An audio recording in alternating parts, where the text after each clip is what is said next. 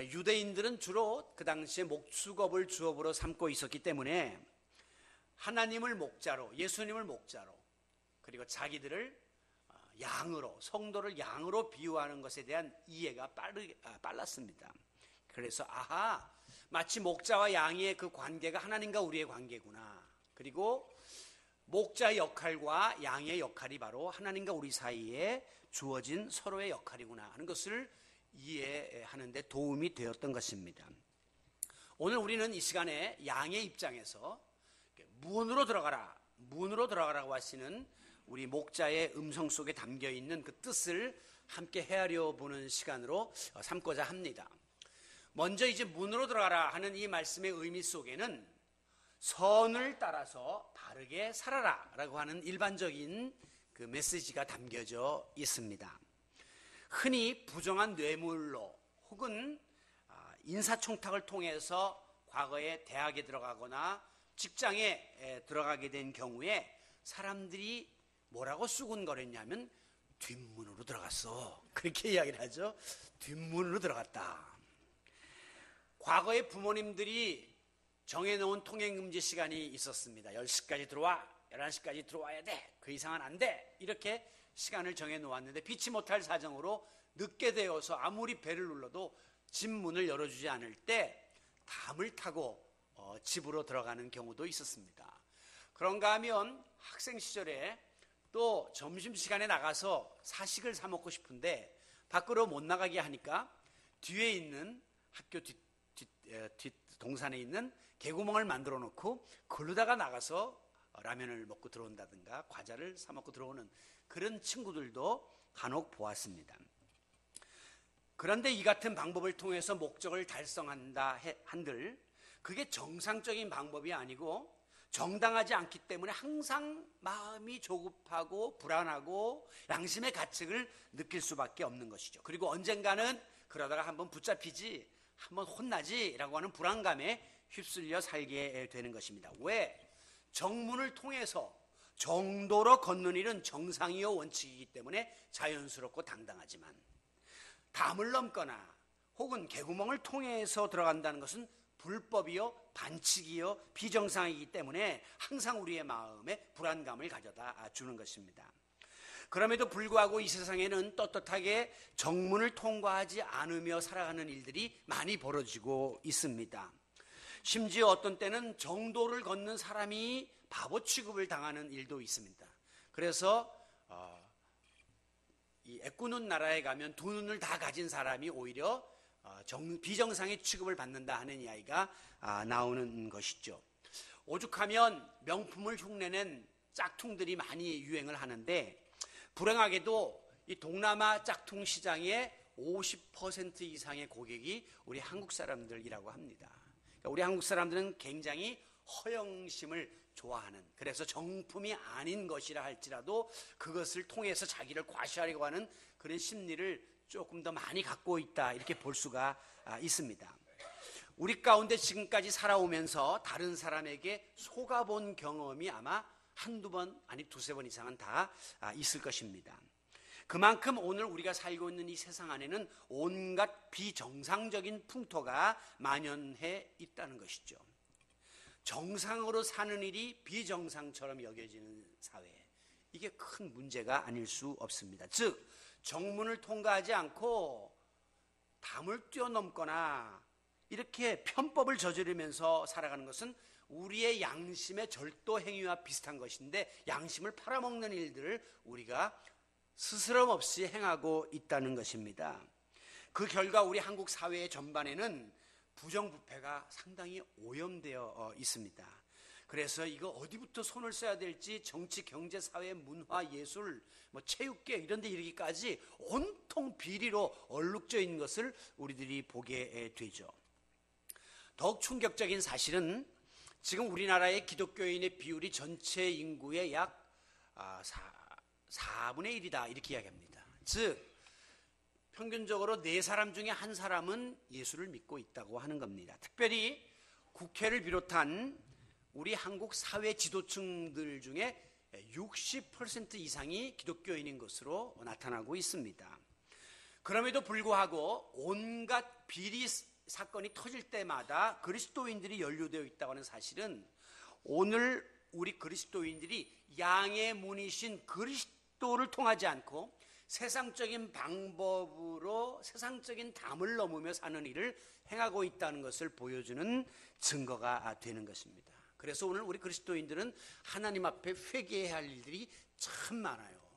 우리는 대수롭지 않게 비정상적인 일들을 관행이라고 이렇게 여기고 지내지만, 그러나 예수 그리스도를 통해서 정문으로 들어가는 삶이 아니라 그것은 세상적인 담을 뛰어넘으며 살아가는 삶이라는 것을 다시 한번 이 아침에 우리들이 깨달아야 할 것입니다. 데살로니가전서 5장 15절에 보면 모든 사람을 대하든지 항상 선을 따르라 라고 하는 그리스도인의 삶의 자세를, 지침을 우리들에게 주고 계시는데요. 여기 보면 모든 사람을 대하든지 항상, 이 말은 언제 어디서 어떤 일을 당하든지 간에 어떤 사람들과 상대하든지 간에 선을, 그래서 선이라는 것은 하나님의 뜻, 의로운 일, 바른 생활, 그리고 정도, 양심을 따르라 하는 말은 원어에 보면 거기에 꼭 붙어 있어라, 거기서 떨어지지 말아라, 그렇게 우리에게 교훈하고 있습니다. 즉 아무리 세상이 비정상적으로 돌아간다 할지라도, 사람들이 비양심적으로 살아간다 할지라도, 세상 풍조와 가치가 정도를 벗어가는 쪽으로 흘러간다 할지라도, 세상 풍조는 나날이 변하여도 나는 내 믿음 지키리라 라고 하는 이 신앙인의 고백이 오늘 우리 가운데 있어지기를 원합니다. 이거 다 세상 사람들이 하는 건데 요새 추세가 이런데 뭘 그래, 이렇게 말하는 것이 아니라 나는 내 믿음 지키고 항상 선을 행하고 하나님의 뜻대로 살겠다고 하는 이 고백이 있어야 한국 교회가 살고 이 사회가 변화될 수 있는 것입니다. 그 같은 일은 어렵습니다. 그리고 불편합니다.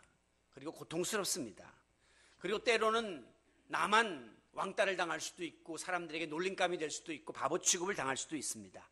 그래서 손해를 보는 것처럼 한순간 여겨질 수도 있어요. 그러나 목자 되신 우리 하나님은 양인 우리의 모든 형편을 훤하게 들여다보고 계십니다. 그러므로 절대 이 어려운 시대 속에서 바로 살려고 애쓰는 하나님의 자녀들, 양들이 손해보도록 만들지 않으실 것입니다. 마침내 가장 좋은 길로 우리를 예비하시고 인도하시고 책임져 주실 것을 믿고 오늘도 선을 따라 바르게 살기를 힘쓰는 양의 문을 통과하는 우리 성도 여러분들이 되시기를 바랍니다. 두 번째로 이 문으로 들어가라 하는 이 말씀 속에는 좁은 문으로 들어가라 하는 이 메시지가 담겨져 있습니다. 3절, 문지기는 목자를 말하는 거예요. 그를, 양을 뜻하는 거예요. 양을 위하여 문을 열고, 양은, 우리는 그의 음성을, 목자이신 주님의 음성을 듣나니, 그 다음에 중요해요.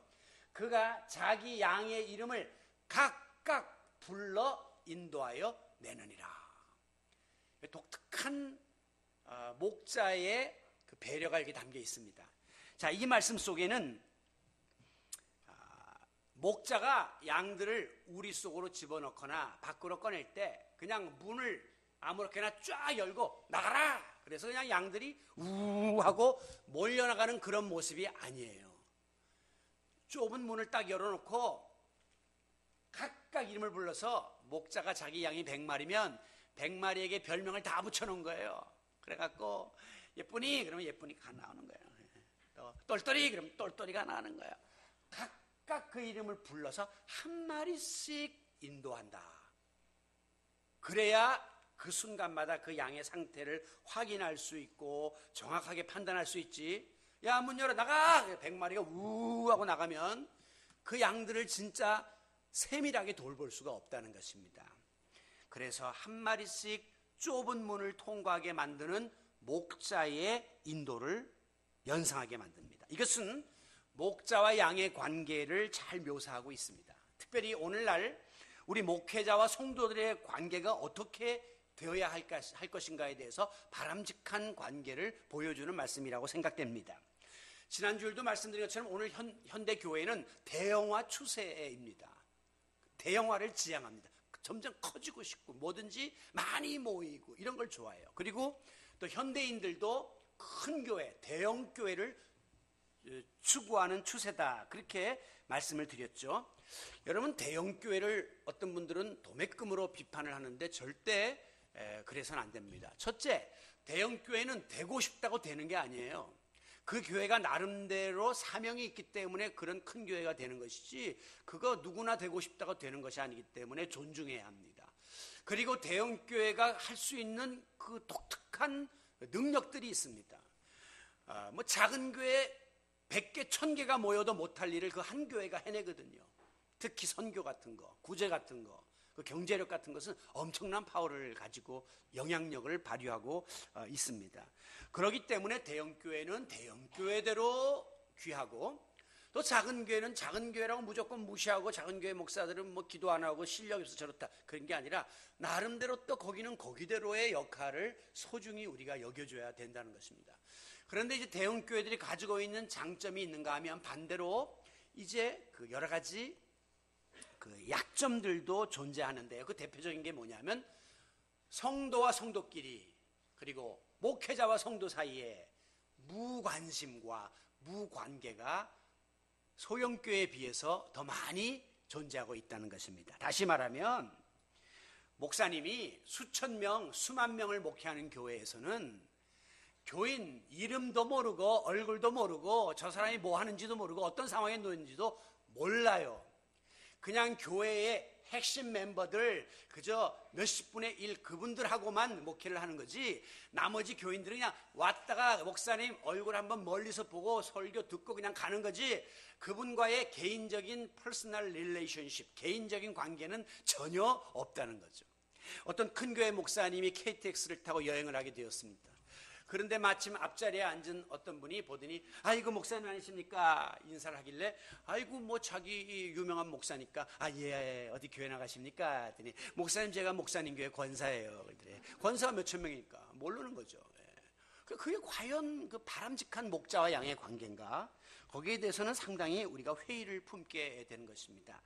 그래서 저는 때때로 목회 경영, 소위 이 매니지먼트, 사회에서 사업하듯이 경영하듯이 하는 그런 어떤 목회 방침과 소위 목양, pastoral care라 그래서 양을 돌봄과의 이 두 대비 속에서 저는 꼭 이쪽을 택하고 싶습니다. 교회를 경영해서 무슨 사회에 큰 기업을 만들듯이 키워나가는 그런 관점보다는 한 사람 한 사람의 양을 돌아보고 양을 치는, 그리고 섬기는, 이것이 진정한 예수님의 정신이 아닌가, 그런 생각을 하면서 때때로 저는 작은 교회 목사로서의 목회의 행복감을 느끼며 살 때가 많습니다. 그래서 저는 여러분의 모든 형편을 알고, 성도들은 저에게 늘 이야기해주고, 또 저는, 여러분은 또 저를 또 배려해주고, 이러면서 서로가 서로를 위해서 애쓰는 그런 모습을 보면서 하나님 공평하시다, 또 이런 면은 좀 부족하지만 또 저런 면은 채워주시는 그런 하나님의 은혜를 늘 누리며 살고 있습니다. 여기 본문 뒷부분의 14절에 보면 나는 선한 목자라, 예수님 말씀하십니다. 나는 내 양을 알고 양들도 나를 아느니라 그랬어요. 그렇죠. 양들은 목자의 음성을 들으면 다 알고, 목자의 그 스타일도 알고, 목자가 싫어하는 거 좋아하는 거 다 압니다. 목자는 양들을 개개인의 특성을 다 알고, 양의 형편을 알고, 어디가 아픈지, 어떻게 치료해야 되는지, 뭘 먹여야 되는지 다 안단 말이에요. 바로 이것이 목자와 양의 관계예요. 4절에도 나옵니다. 목자가 양들의 이름을 각각 불러 우리에서 다 이제 내어놓은 다음에 목자가 앞서가면 양들이 그의 음성을 아는 거로 따라간다는 거예요. 목자가 휘파람만 불어도 음성을 알기 때문에 양들은 그 목자를 따른다는 거예요.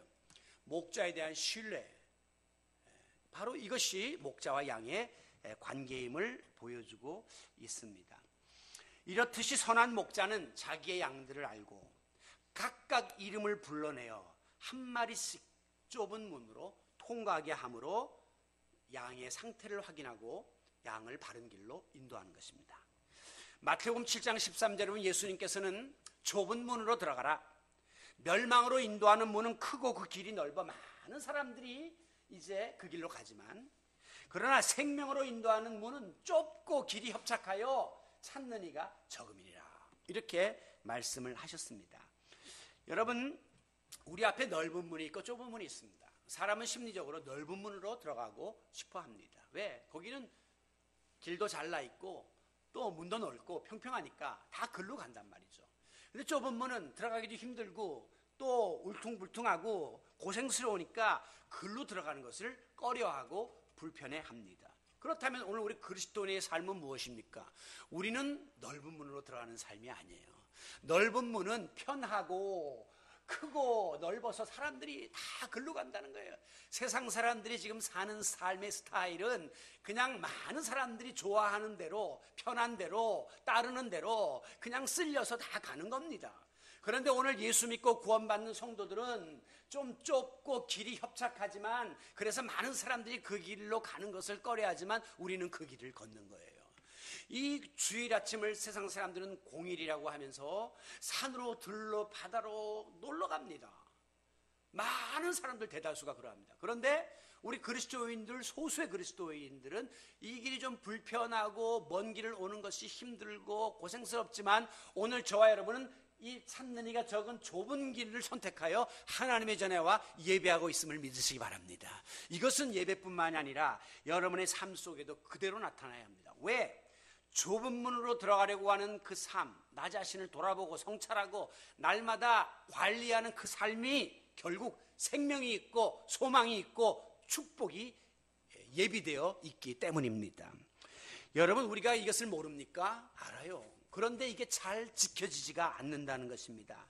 예를 들어 우리가 성경을 읽다 보면 성경 말씀 중에 예수 믿으면 구원받는다, 또 하나님께서 이 모든 것을 더해 주시고 문제를 풀어 주신다, 그리고 예수 믿는 사람들은 세상에서도 잘 되는 형통의 복을 받는다, 그리고 죽어서는 영생을 얻고 천국 간다, 이 말씀을 우리가 접할 때에는 은혜가 충만하고 아멘 아멘 할렐루야예요. 그런데 조금 성경을 더 읽다 보면 그 다음에 영 마음에 안 드는 말씀이 나오기 시작하는데, 누구든지 나를 따라오려든 자기를 부인하고 십자가를 지고 따라와라, 겸손하게 낮아져라, 뭐 어려운 사람들을 돌아보고 베풀어라, 원수를 네 몸같이 사랑해라, 겉옷 달라 그러면 속옷까지 벗어줘라, 그리고 뭐 좁은 문으로 들어가라, 이런 말씀이 나오기 시작하면 이제 부담이 오기 시작하는 겁니다. 축복, 형통, 그때는 할렐루야인데 어려움, 고난, 이런 그 불편함이 오면 우리가 이 말씀 앞에서 머뭇거리면서 이 말씀을 실천하는 일에 주저할 때가 많다는 것입니다. 여러분, 솔직히 모든 사람은 같은 값이면 좀 편하게 살고 싶어 합니다. 이걸 소위 우리가 이지고잉이라고 하냐, 편하게 가고 싶어요. 그래서 예수를 믿어도 좀 편하게 믿고, 또 이게 사회생활인데 일종의 교회도 여기서 좀 나를 좀 드러내면서 인정받고 싶은 마음도 있고, 또 모든 것들을 세상 사람들처럼 인조해하면서 즐기면서 사람들이 많이 가는 넓은 문으로 가고 싶은 유혹을 우리는 늘 받습니다. 그런데 주님의 말씀은 그 길이 생명의 길이 아니다. 고생스러워도 힘들어도 어려움이 기다리고 있는 좁은 문으로 들어가라 라고 하시니 우리 그리스도인의 삶이 결코 넉넉한 것이 아닌 겁니다. 지난 주일에도 제가 언급한 것처럼 오늘날 우리 교회 안에, 한국 교회 안에 침투해온 세속주의, 이기주의, 무사안일주의, 성공주의, 이것은 마침내 오늘 그리스도인들을 자기중심적인 기복신앙에 빠지게끔 만들었습니다. 그래서 우리 그리스도인들은 그냥 예수 믿고 복받고 잘 먹고 잘 살다가 천국 간다라고 하는 하나의 그 영적인 면에서는 병이 든 거죠. 그래서 부작용을 오늘 한국교회가 많이 일으키고 있는 겁니다. 한국교회가 사회적으로 많은 어려움을 노출하고 있는 것이죠. 이 문제에 대해서 독일의 신학자 본 회펀이 이런 말을 했습니다. 값싼 은혜가 오늘의 교회에 있어서 가장 치명적인 원수다. 그러므로 우리는 값비싼 은혜를 위해서 싸워야 한다라고 했습니다. 여러분, 이 값싼 은혜는 뭐냐면 오늘 우리 그리스도인들이 예수님이 우리를 위하여 흘리신 그 보혈을 너무 값싼 것으로 전락시키고 있다는 것입니다. 그냥 헐값으로 축복을 받으려고 그렇게 덤벼들고 있다는 것이죠. 신앙이 변질됐다는 것입니다. 오늘 우리는 이 은혜에 대한 대가를 지불해야 해요. 그 대가가 좁은 문으로 들어가는 어려움을 감당할 그 마음을 가져야 된다는 것입니다. 십자가가 없는 영광이 없고요, 대가를 지불하지 않는 은혜가 없고요, 고난이 없는 축복이 없습니다. 그런데 우리는 십자가 없이 영광을 차지하려고 그러고, 대가는 지불하지 않고 은혜는 받으려고 하고, 또 고난은 없이 축복만 누리려고 하니까 오늘 우리의 삶 속에 문제가 생기는 것입니다. 이것은 마치 이스라엘 백성들이 젖과 꿀이 흐르는 그 가나안 땅에 가고 싶어는 하면서도 하나님이 예비하신 광야의 40년의 고생은 안 하겠다고 하는 것과 같은 거예요. 그들이 가나안 땅에 들어가기 원한다면, 축복을 받기 원한다면 40년 광야 생활의 좁은 길을 걸었어야 했다는 겁니다. 여러분, 영국의 자연주의 과학자 이 알프레드 월리스라는 사람이 나비가 고치에서 나오는 그 모든 과정을 연구했습니다. 근데 이걸 이제 시간차로 이렇게 찍은 그런 사진을 하나 제가 갖고 왔는데, 보면 이제 조그마한 구멍에서부터 이제 나방이가 이제 나온단 말이죠. 그런데 보면은 여기서 나비가 나오기까지 한나절이 걸린답니다. 모진 고통을 통해서 좁은 그 구멍을 뚫고 이제 나비가 나오는 거예요. 근데 이 월리스 박사가 가만히 이제 보다가 너무 힘든 것 같으니까 가위로다가 이 구멍을 조금 따줬다며, 딱 이렇게 넓게. 그랬더니 쑥 하고 나비가 금방 튀어나오는데, 어떤 일이 벌어졌냐면 그 고생을 하고 좁은 구멍을 통해서 한나절 고생하다가 나온 나비는 색깔이 영롱하고 조금 있다가 금방 날개짓을 하면서 날아가더라는 거예요. 그런데 힘들까봐 구멍을 따줘서 그냥 반나절에 훌떡 튀어나온 그 나비는 색깔도 영롱치 않고 또 조금 있더니 날개가 힘을 쓰지 못하고 비실비실 하더니만 죽어버리고 말더라는 것입니다. 여러분, 이것은 우리의 신앙에 엄청난 그 도전을 주는 말씀입니다. 여러분, 때때로 우리 성도들이, 저도 고민하는데, 좋은 게 좋은 거야, 이렇게 지내는 것을, 그럴 유혹을 많이 받아요. 목사로서 바른 말도 하고 바로 키워야 하는데, 어떤 때는 그냥 좋은 게 좋은 거지, 이러다가 또 괜히 뭐 마음에 상처나 있고 또 교회 안 나온다 그러면 그냥 이렇게 해서 자꾸 따주는 거예요. 자꾸 힘들까봐 자꾸 따줘서 됐어요, 안 나와도 되고 그냥 쉬세요. 자꾸 따주는데 성도들에게는 야수성이 없어지는 겁니다. 편하고 널널해서 좋긴 좋은데 다 빛을 잃고, 그리고 나와서도 비실비실 구실을 못하고 사회에서 다 도태되는 거예요. 여러분, 오늘 교회와 성도들의 신앙이 세속화되어서 만약에 무사 안일주의에 빠지면 지금 당장은 편하니까 좋죠. 그러나 우리의 영혼은 점점 파멸로 치닫게 되는 것입니다. 넓은 문으로 가는 삶은 지금 당장은 널널하고 많은 사람들이 가니까 편하고 좋지만, 교회는 마지막에 위기 상황에 처한다는 사실을 잊지 마셔야 합니다. 그러므로 좀 힘들지만, 좀 찾는 이가 적지만 영생과 축복이 보장되어 있는 좁은 문으로 들어가기를 힘쓰는 우리 성도 여러분들이 되시기를 바랍니다. 마지막에 이제 문으로 들어가라 하는 말씀 속에는 생명의 문이신 예수님을 통해서 들어가라 하는 이런 그 교훈이 담겨져 있습니다. 7절, 나는 양의 문이다. 예수님이 자신을 가리켜서 나는 양의 문이다 그랬어요. 그 다음에 이제 9절 상반에 보면 내가 문이니, 다시 한번 확인하시면서 누구든지 나로 말미암아 들어가면 구원을 얻을 수 있다 그랬어요. 예수님을 통해서 들어가야만 생명의 길이 있다, 이렇게 말씀을 하셨습니다. 우리 기독교는 예수님을 나의 구주로 믿음으로 구원받는 종교입니다. 이것을 소위 우리가 타력 종교라고 합니다. 반면에 불교는 자기 스스로의 수행을 통해서 깨달음에 도달하는 소위 자력 종교입니다. 자기 스스로의 힘에 의해서, 노력에 의해서 경지에 도달하는 거예요.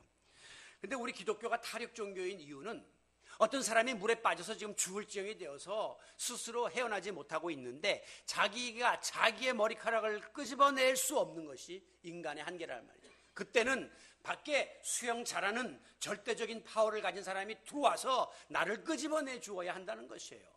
그래서 오늘 우리 그리스도인들은 우리가 죄 가운데 빠져서 죽을 수밖에 없는, 멸망당할 수밖에 없는 상태에 놓여 있는데, 내 노력으로, 내 의지로, 내가 참선으로 나 스스로를 구원할 수 없고, 우리를 구원할 죄 없으신 독생자 예수 그리스도가 우리를 건져줘야만 한다고 하는 의미에서 우리는 예수님을 통해서 구원을 얻는다고 하는 타력 종교의 우리 사상을 갖고 있는 것이죠. 그러므로 구원에 있어서 가장 중요한 전제 조건이고 키포인트는 구원의 문이신 예수님을 통해야 한다는 거예요. 그 문으로 들어가야만 생명이 있다고 하는 사실입니다. 최근에 유행하는 소위 포스트 모더니즘, 종교 다원주의 혹은 종교 혼합주의에서는 이렇게 주장합니다. 꼭 기독교여야만 하느냐? 꼭 예수여야만 하느냐? 어떤 종교를 믿든지 간에 가는 길과 방법만 다를 뿐 궁극적인 도달할 점은 마지막에 일치하는 것이다. 우리가 부산을 가는데 비행기를 타고 갈 수도 있고 KTX 열차를 타고 갈 수도 있고 승용차로 갈 수도 있고 고속버스로 갈 수도 있지만 마지막에 가는 데는 다 부산 아니냐. 마찬가지로 불교, 이슬람교, 유교, 기독교 다 그 형태는 다르지만 마지막에 구원은 다 똑같다. 이렇게 주장하는 게 소위 종교다원주의입니다. 이 얼른 생각하면 그럴듯하고 굉장히 합리적인 이야기처럼 들려요. 그러나 이것은 성경이 우리에게 가르쳐주는 구원의 진리와는 현격한 차이가 있음을 깨달아야 합니다. 예수님은 본문 1절에서 양의 문을 통과하지 않고 다른 데로 넘어가는 자는 절도며 강도다 그랬어요. 예수님 통하지 않는 모든 것은 다 절도행위라는 거예요. 8절 나보다 먼저 온 자도 다 절도요 강도다 그랬어요. 자, 여기서 말하는 다른 데로 넘어가는 자, 그러니까 엉뚱한 길로 가는 사람, 그 다음에 나보다 먼저 온 자, 이게 다 쉽게 말하면 예수님 이전에 혹은 예수님 외의 그런 모든 시도는 다 진정한 생명을 줄 수 없는 절도행위고 사기행위고 그것은 엉터리 행위라는 것을 가르쳐 주시면서 오늘날 예수 외에도 구원이 있다고 이야기하는 모든 이단 종파에 대해서 강력하게 경고하고 있는 것입니다. 여러분, 교회가 생긴 이래로 2000년 기독교 역사 속에서 이단 종파의 그 도전은 끊임없이 있어졌습니다. 예수님 당시부터 지금까지 끊임없이 자칭 예수가 있고 다른 데 구원이 있다고 하면서 이단들이 득세를 하고 있어요. 1997년에 미국의 캘리포니아 남부의 샌디에고라고 하는 아름다운 부자 도시가 있는데 거기 빌라에서 39부의 시신이 발견되었습니다. 그러니까 알고 보니까 헤븐스 게이트, 천국의 문이라고 하는 사교도를 믿는 사람들이 집단 자살을 해가지고 시신을 수없이 실어 날랐습니다. 이 사람들은 뭘 믿었냐면 우리가 천국을 가는데 천국을 가는 방법이 UFO를 타고 간다는 거예요. 그래서 스스로 목숨을 끊는 순간 UFO가 자기들을 데리고 가서 그래서 천국으로 우리를 인도한다고 그렇게 믿었습니다. 예수 그리스도를 통한 구원의 문이 아니라 이 그릇된 교주의 그 이론을 따르다가 그들은 천국이 아니라 지옥의 문 교도가 되고 말았어요. 천국의 문을 가지 못하고 지옥으로 다 떨어지고 말았다는 것입니다. 10절에 보시면 도둑이 오는 것은 도둑질하고 죽이고 멸망시키려고 오는 것이다. 여러분, 도둑이 왜 옵니까? 도둑질하려고 하죠. 그러다가 방해하면 그 사람 죽이려고 하는 것이죠. 그래서 다 뺏어버리려고 오는 것이다. 그러므로 선한 목자이신 예수님 외에 다른 문을 통해서 들어오는 자, 다른 담을 타고 넘어오는 모든 도둑들은 다 마지막에 양들을 유혹하는 싹군 목자에 불과하다. 그렇게 말씀하고 있는 겁니다. 그래서 12절에 싹군은 목자가 아니라 이리가 오는 것을 보면 양을 버리고 도망간다. 싹군 목자는 자기의 사리 사욕을 추구하기 때문에 급할 때는 양도 잡아먹고 양도 버리고 도망가는 게 싹군 목자라는 것입니다. 이런 사이비 이단 종교는 마지막에 교주 자신의 이익을 추구하다가 마지막에 급하면 이런 파멸의 자리에 모든 양들을 내어버리게 된다는 것이죠. 그래서 유명한 예수님의 선언이 바로 요한복음 14장 6절의 말씀입니다. 내가 곧 길이요 the way, 진리요 the truth, 생명이니 the life. 나로 말미암지 않고는, 예수님을 통하지 않고는, 생명의 문이신 예수님 안으로 들어가지 않고는 아버지께로 갈 자가 없느니라. 천국에 갈 자가 아무도 없다고 예수님께서 단언하셨습니다. 길, 진리, 생명의 공통점이 뭡니까? 하나입니다. 뭐로 가도 아니요, 정도는 하나예요. 진리는 아프리카에서도 진리고 우리나라에서도 진리여야 해요. 1 더하기 1은 2, 진리는 세계에서는 하나입니다. 생명은 유일한 생명 하나밖에 없습니다. 다시 말하면 사도행전 4장 12절에도 천하 인간에게 구원을 얻을 만한 다른 이름을 주신 바가 없다. 오직 예수의 이름, 양의 문이신 예수에게로 들어가야만 구원이 있음을 믿으시기 바랍니다. 오늘날 그 어느 때보다도 이단 사설들이 득세하는 이 영적인 혼란의 시대 속에서 오직 예수 그리스도가 구원의 문이요 생명의 문이 되셔서 그 문으로 들어가는 사람만 구원을 받고 영생을 얻을 수 있다는 사실을 믿고 우리는 구원의 길에 관한 일체 양보도 없이 확신을 가지고 오직 예수의 신앙으로 구원을 획득하고 하나님 나라의 백성이 되는 여러분이 되시기를 바랍니다. 그리할 때 9절 하반절의 말씀처럼 양은 생명의 문이신 예수님에게로 들어가며 나오며 꼴을 얻게 되는 것입니다.